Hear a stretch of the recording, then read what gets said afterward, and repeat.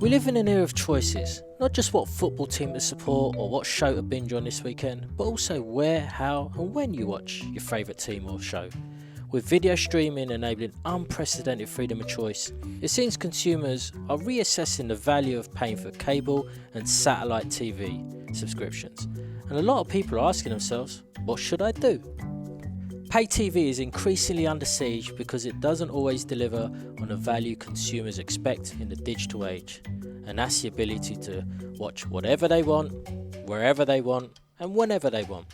In addition, since many pay TV subscription packages include hundreds of channels and many of those unwanted, content discovery has become difficult to say the least. Today, I'm here with Deloitte's Media and Entertainment Industry Leader, Kevin Westcott, who also happens to be my boss, and the Executive Director for our Research Centre for TMT, Jeff Loucks. We're going to dive into all of these questions around the evolution of pay TV and what's next for cable, satellite and streaming. And you may remember Kevin and Jeff from our first season and our CES episodes, and we're thrilled to have them back on the pod. Kevin, Jeff, welcome to the show. Good morning, Hanish. Thank you, Hanish. Glad to be here. Pleasure to have you guys on. So let's just dive straight in. Kevin, let's start setting the stage for our listeners. Can you give us a mini history lesson on the history of pay TV up until today? Absolutely. Pay TV had a fabulous business model. Recognize that we got very close to about in the low 80% penetration of U.S. households. And if you look over the last 25 years or so, we've been adding 1 million or 1.2 million U.S. households every year. And with that high penetration, we had a built-in growth rate for pay TV. And as you know, we also had annual price increases for services. And then we had more and more televisions in our homes. So we had more boxes in our homes. So there was a built-in growth, which is part of the reason we saw so many channels being created. A famous musician once said, 500 channels and nothing to watch. We ended up with so much content. And then we started seeing the availability of SVOD and other services.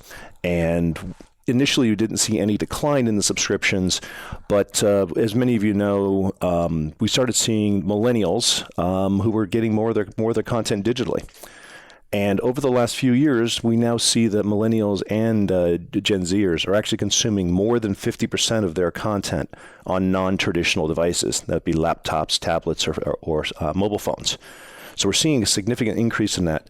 And most interestingly, this year, we started seeing more content being consumed digitally also by the Gen Xers. And we've started to see the whole movement that way. So what we now have is a term we've called millennials, which are the 51-year-old and younger down to 14. And that whole group is now acting very similarly. And that's 160 million people in the United States. So the good news is we have 160 million people behaving somewhat similarly. The bad news is they're acting differently than they used to. So the business models are being challenged. So that's kind of where we are today. And it's quite exciting to see what the future is going to bring us. I do love that term millennials, and I'm hoping we can come back to that. But that's an incredible amount of change in the last few decades alone that you've just gone through, which is one of the reasons why Deloitte has surveyed consumers on entertainment consumption habits over the past 12 years. And I'm super excited to have both of you together for this episode, as you are let me put it this way, the brains and the brawn behind Deloitte's 12-year digital media trends report, so to speak. And since I know we're going to be referencing this report a lot in the interview, Jeff, I was wondering if you could just give us a 30-second overview of what the survey is, where we get all of that data. Sure, Hanish. Digital Media Trends is based on a survey of over 2,000 U.S. consumers who are aged 14 and up. And the survey was held in November 2017, so it's all very new data. And we weight the data to represent the U.S. population as a whole, including by those generations. The questions focus on how consumers interact with media products and services. But we also ask about mobile technologies, advertising, social networks, and gaming. And ultimately, what the survey questions capture are consumers' changing behaviors, which Kevin mentioned, their attitudes, and most importantly, today, we're going to talk about what they value. That's incredible stuff. And now with an incredible 12-year-old repository of data around media, entertainment, consumption habits, as you mentioned, device habits, and just so much more. So let's get back to pay TV. Kevin, you mentioned where we come from. Now let's talk about the state of pay TV today. I read the report and it seems the data is pointing toward one thing. Subscribers perceive a widening value gap between what they expect and what pay TV providers are actually delivering to them. So to that point, Jeff, can you tell us a little bit more about this value gap? Absolutely. So the survey showed what we call a value gap between what people want from their pay TV services and what they actually get. So the average pay TV service costs about $103 per month, but consumers only watch about 13 channels, and that's remained pretty consistent over time. So they're paying roughly $8 per channel. And when we look at it that way, streaming services can look like a bargain because you get, everything that you could want for anywhere from $8, $10, $12, and there's such a wide variety of different content, ranging from, regular cable TV, live TV that you can get typically from a cable TV service, but now over the top, to things like Japanese anime, film noir, and of course, a lot of great original content. And you already mentioned the difficulty of content discovery. If you've got 500 channels, it can be very difficult to find what you want, especially if you're only watching the content typically on about 13 of them. But the other area that pay TV really falls short is the choice of where they watch, how much they can watch at one time. Binge watching, which we'll probably talk about later on, is a huge phenomenon now that's being driven by streaming. All this is adding up to dissatisfaction with pay TV. About 70% of pay TV customers basically say they get too little value for their money. Wow, I mean, just that word you ended on there, Jeff, dissatisfaction. It's a word I keep hearing. Is it a universal thing that's coming across in terms of the generations? I mean, there must be some people out there that still enjoy pay TV. Kevin, I'd like to turn to you on that one. I guess there's also those out there that have never actually subscribed to pay TV. Absolutely. There is a group of folks who have never subscribed, and there are those who cut the cord years ago, the early cord cutters. You've heard of cord nevers, cord cutters, cord shavers. All of those are examples of people reducing what they're paying for and how they're using it. If you look at the millennials I talked about, across those generations, between 16 and 22% of that population have never subscribed. And when we ask them why, they say, I get all the content I want from the other digital services, and the value is perceived to be higher. As Jeff mentioned, if you think about $8 a channel through your traditional paid television subscription, that is not out of line compared to what people are paying for their streaming services. But people just feel that they're paying too much. So part of this is a perception, because the value for 200 channels may be just fine, but the consumers feel like I'm paying for all this stuff I don't use. And for those who have never subscribed, and I expect to see more and more of that as the Gen Y generation starts to age, is that they grew up digitally. Some of my younger children think every screen should be able to be swiped and everything should be on demand. They even asked me one time, why do I have to watch a commercial? So their entire upbringing has been with digital technologies. And I would bet you when they establish their first household, they're going to have very high-speed broadband. They probably won't have pay TV. It's funny you mentioned that, Kevin. I canceled our cable about 6 weeks ago, and my two sons, all they do is watch video games, and if they watch something, it's on a streaming service. And it was only yesterday, after 6 weeks, that my eldest son said, "Hey, Dad, where's the cable box?" And he didn't even want to watch anything. He just noticed that it was gone. That's brilliant. I mean, Jeff, just exactly what you've described there. It just epitomizes in the sense of just what consumers want. And Kevin, even as you said, in terms of just what kids are looking for, they're looking to swipe. It's really about what do consumers want, and they're seeing that come through, and quite clearly what you're describing there. So, and I correlate that back to the report. Having gone through the report that you guys put together, it kept on bubbling all the way through. As I'm reading the stats, it's really about what do consumers really want. And if we bear that one in mind, Kevin, I want to ask you that big fundamental question. What do consumers really want? Well, if I aggregate all of the findings from the survey this year around video, what people want is the content that they're looking for. They want to be able to discover it. They want to watch on whatever device they want, wherever they want, at whatever time they want. So if you think about those who try to supply those demands, and that's a tall order, you start to think about what do video delivery companies, you would call pay TV today, but in the future I think it'll be different. What do they need to have? They need to be able to have a library of content that's on demand that I can go find. Consumers also want live television. They want sports. Sports has been a big driver recently of new streaming services. They also want news. They want community information. So you think about what do you need to put together? You need to have a package of content that is both the live information, the sports, the news, those types of things, and a library of content that spans broad enough to service everybody in the household, from my young children to myself, my wife. We need to have something that actually fulfills those interests, and we have very diverse interests. I would argue that consumers would like to have that with a single relationship with an entity. Single bill, single user interface.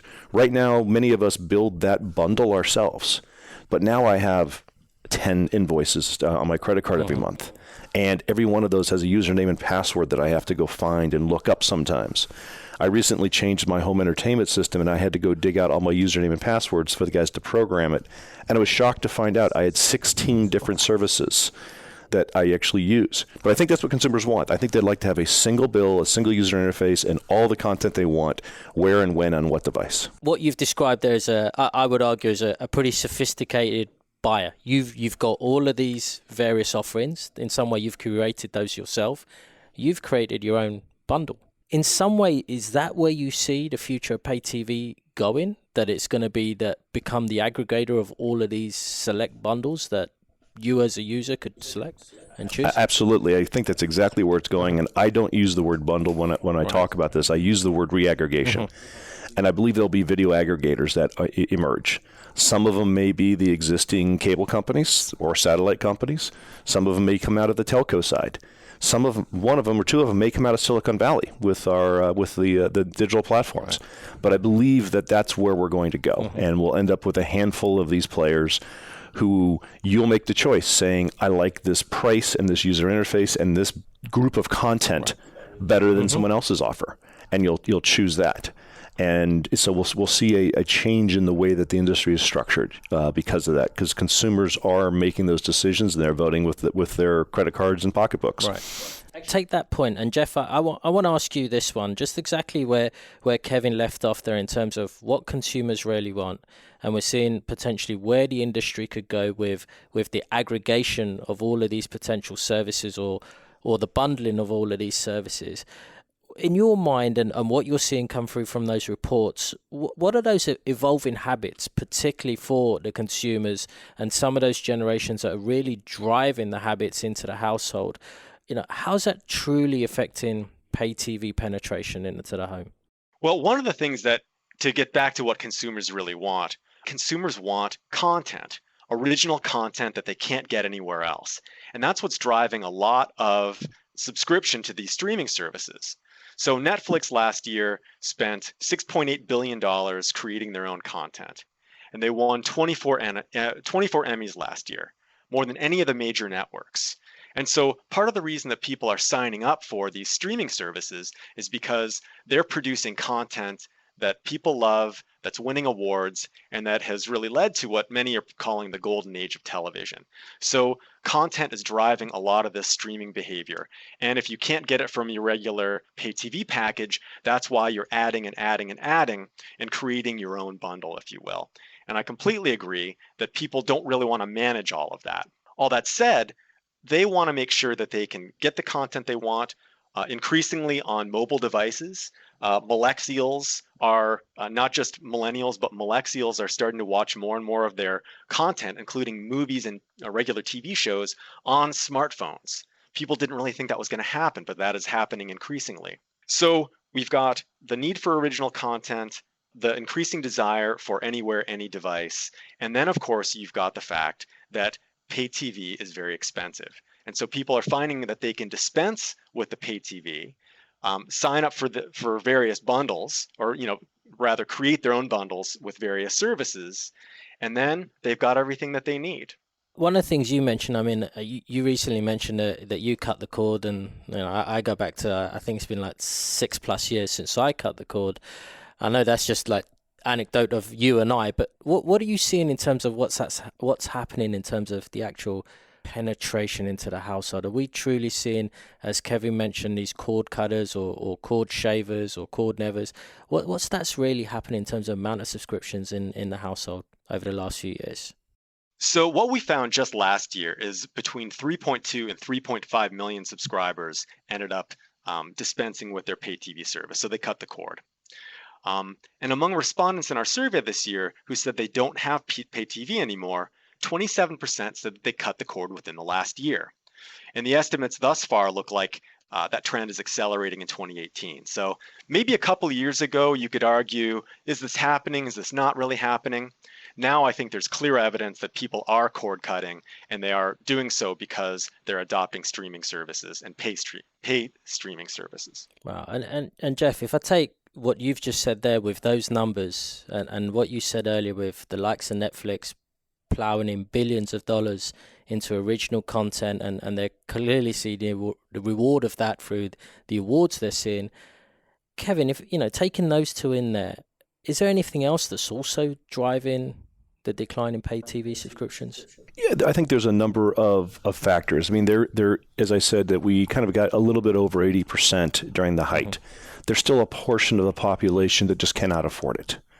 There's just the cost to pay TV is too high.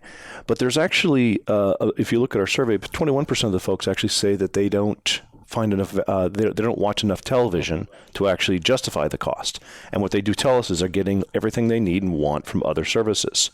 It's interesting, when we ask those, there's a high propensity to cancel. A very large percent of people say they intend to cancel, but we don't see the same cancellation rates as the intent to cancel. Big reason there is that pay TV is bundled with home internet. And home internet access, especially from your cable company, is viewed today as a necessary utility in the household. So over half of our respondents that we asked them if they did not cancel, over half of them say because it's bundled. And as you probably know, when you canceled, your price does not go down significantly. What I think is going to change that dramatically as we move toward more mobile broadband or even 5G, when I can deliver extremely high speeds to the house without having the subscription to a cable high-speed internet access. That's also going to change this industry quite a bit, and not just for the home. I think 5G is going to be very, very revolutionary when it comes to content consumption, but I think one of the ones that we'll all pay a lot of attention to is what does it mean for home internet access and pay TV. That's a fair point, I love the fact that you touched upon 5G there and mobile consumption, and something, Jeff, you also mentioned that now more and more consumers are wanting to view their content, not just on the traditional form factor of a large panel, but maybe on a mobile device. And I kind of go back to just even recently, and I'm geeking out our audience here, but I tend to always check the speeds I have at home. And there are times when my mobile devices give me a faster speed than my internet connection. And in the world of trying to get the best quality visuals, getting 4K coming through on the channel, you're going to choose the technology that's going to give you the best viewing experience as well. What could really happen when everyone has access to 5G technology? Well, 5G is going to take a couple of years to really reach the mainstream in terms of availability. But what's at stake for pay TV is nothing short of the entire bundle of services: internet, TV, and phone. Again, 56% of subscribers say that a top reason they keep their pay TV is because it's bundled with their internet. Now, when you start thinking about if they can get faster internet from a telecom provider, especially when they can also get streaming services as part of their 5G connection, what are they going to do? And if you think about it this way, over 90% of our survey respondents own a smartphone, and they already have mobile data plans that they pay for on top of their home internet and their pay TV. I think a lot of them are going to be tempted to consolidate their costs by going mobile only, especially when that mobile service is very fast. And so the availability of 5G could encourage those still holding onto their cable and connectivity bundle to drop the whole thing. From what you've described there, there's definitely some challenges ahead for pay TV with all the options that are coming forward for all of us as consumers. And with that in mind, Kevin, what do you think the providers really need to consider in the immediate term, but also a little bit more medium term, just to stay ahead of us, you and I as consumers? I think the disruption that we've started to see, and some of that shows itself in cord cutting, some of that shows itself in M&A transactions. I think we're going to continue to see the explosion of more OTT for services. At the end of the last year in the United States, there were almost 250 different services, and as you know, they've been launching 1 or 2 a week since the beginning of the year. So we've created a lot of options for consumers. I think we'll continue to see that growth. We're seeing more and more scripted television or scripted series being greenlit the last year and this year. And I think what we'll then start to see is some consolidation. So if I'm a provider, what do I need to do? I need to make sure that I'm giving my consumer all the choice that they're really looking for. Don't lock them into contracts and don't force them to buy bundles. Allow them to aggregate the content that they want. Create a single user experience across all the platforms. Have a single invoice or single bill to them that feels like a fair price, and go get as many customers as you can. This is going to be one on who can amass the most customers, because once I have all the customer information and I know what they're watching live and what they're watching on SVOD and what they're watching on ad supported, I can then also promote shows, but I also now have more information about the consumer and I can make my ads more valuable. We all know that the advertising industry is under a lot of pressure right now. There's too many ads, they're not effective, and we even heard this year at the upfronts that they were seeing the ad load being reduced by the major broadcasters. So we're going to have quite a few less ads being shown to us. But if you're one of these pay TV providers and you have a large audience and you have deep insight to that audience is, my ads become more and more valuable. So I can target people very specifically. So I think those are all the things that I would be doing if I was in their chair, is to make sure that I'm paying attention to what the consumers are telling me. For so long, they were a utility that could just put out whatever they decided was what they thought was right for the consumers. As I said earlier, the consumers are now voting with their own money and saying, this is what I want to see. So with that opportunity, Jeff, what else do you see as, beyond using that data, beyond using that ability to truly personalize and give the consumers, to what we talked earlier, what they really want? What are the other big opportunities you see? Well, one thing we should focus on is the fact that pay TV providers do still have a lot of advantages. The penetration rate of pay TV is declining, but it's still fairly high. And most Americans get their internet from pay TV providers. And so they still have a lot of eyeballs. I agree that they not only can't lose more people, but they've got to start giving a reason for those who aren't part of pay TV to either join or to come back. They need to close the value gap. And that means lower costs and more choice. In our survey, only about a third of customers prefer to have pay TV service the way they get it now, which is large bundles that are essentially picked by the provider. Well over 50% would prefer to pick their own channels or shows. And I think that to get consumers and to have them stay, you need to be able to allow people within the cable TV subscription to bundle their own networks and even buy their own individual shows and sporting events. That's going to be adding real value. I mean, I hear that. I mean, I'm sold. Where can I sign up when I think that I can select the channels that I want, watch the programs that I want?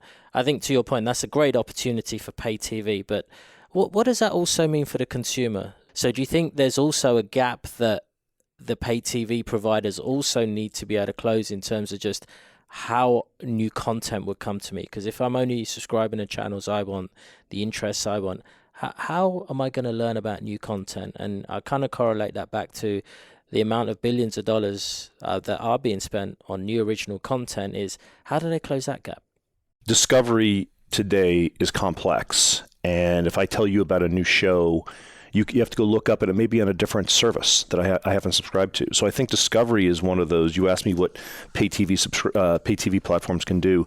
It's to make discovery that much better. We've been using a scrolling guide since the early days of pay TV, and it's not easy to find content. If we can get better at recommending content, there's actually great opportunities for those folks who do have the subscribers. And as you mentioned, pay TV still has a lot of subscribers. If you make the experience better and introduce me to new content, and use, we're no longer using keyboards and remote controls. We're using our voice. So I think there's a great opportunity for them to advance those technologies and do a better job of introducing me to new content. So maybe I will watch more than the average of 13 channels. Maybe I'll try something new because it's been recommended to me. The question I've got then is the onus, and both of you mentioned some additional technologies, voice assisted, etc. Is the onus then going to be on the consumer to have all of that tech in their house, or is it going to be on pay TV and the ecosystem that they can provide as a whole with internet connectivity, everything else, that they would offer that kind of bundle in your mind as to maybe what they could be doing as, again, addressing some of those challenges they have today? I think that the pay TV companies have to be able to put that type of technology on whatever platform the consumer wants to use. My college-age daughter watches most of her content on a laptop. It needs to be on the laptop. We know that a lot of millennials watch a lot of content on their mobile phones. It needs to be there. For me, I still enjoy the screen on the wall in my house. The technology needs to be there. And the consumers are always going to have the freedom to buy whatever devices they want. I don't want to have a different interface on my big screen TV than I do on my phone. It should be similar. Discovery should work very much the same. So I think the challenge is there. The consumers are still going to buy whatever they're going to buy. And they may have a two-year-old mobile phone. They've got to be able to work with that. So that's where the challenge comes in, is that they do have to support all those devices because that's what consumers are looking for. No, that's fair. I mean, again, we go back, there seem to be a high number of challenges that they've got ahead of us, but there's certainly a big number of opportunities. And I go back to sort of summarize everything I've heard around consumers definitely want that flexibility of what they can consume. So choosing the type of content they want, as Jeff mentioned earlier, whether it's some anime or some film noir or a particular sporting type of content, they want to have the choice of the flexible format they have it on. You mentioned a large panel TV versus your daughter wanted it on her laptop, and then also location. And Jeff talked about that earlier in terms of just being on a mobile. So there's that element of flexibility that consumers definitely want, and pay TV providers need to, sit up and listen to. There's an element of, hey, with all of that flexibility and that self-curation, that I may be missing out on some great stuff out there. So pay TVs need to be able to think about how they push that curation through and what advantages they can take in terms of the personalization, the data they have about consumers to really get that out there. And when I put all of that together, obviously the big thing that still needs to be answered, and I think both of you touched upon that, is the perception of value. How do they close that gap of perception of value? Because I believe everything I've heard and what's coming through in the report, that once that gets closed, then it's a different world for the pay TV providers, which will clearly be a different world for us as consumers. So I think, that's a phenomenal amount of information that we've gone through, and I think it's really useful in terms of the way that the report that both of you talked about and the changing habits and attitudes of consumers are towards pay TV. And I'd definitely like to close with the fact of, though there are those challenges, it seems an incredible amount of opportunity. And that world you described earlier, Kevin, of what I'll be able to do, having that one interface, one username, one password with all of my choices. Again, I cut the cord 6 years plus ago, but I'm ready, holding my hand up, sign me up to something like that. So with that, I'd want to kind of say that's a wrap for today, gentlemen. I want to thank you ever so much for returning on the show. Thank you very much, Hamish. Thanks for tuning into this week's episode of User Friendly on the evolution of pay TV. Tune back in 2 weeks for our next episode, where we'll be exploring the implications of the 2017 Tax Act and what tax reform means for companies in tech, media and telecom. See you then.